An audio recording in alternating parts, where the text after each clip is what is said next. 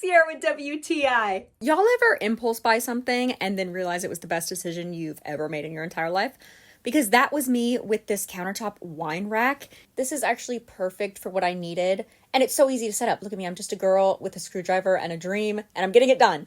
I wanted something that could hold my wine and my wine glasses, but I'm a studio apartment girly, so there's not a lot of options for floor space for a big bar cart. And this is so much more convenient sitting right on top of my counter. Look at it, so lightweight. It's also super easy to move around. It has these little rubber things on the bottom. They come with it, you stick them right on, and then you can just push it around wherever you want on your counter. Look how my countertop goes from drab to fab in minutes. I've set this all up in literally 10 minutes.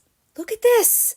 I love how everything is just right there when I need it, from the wine bottles to the wine glasses to that little counter space on top of it all that I can put my little plants and my little measuring and my shot glasses.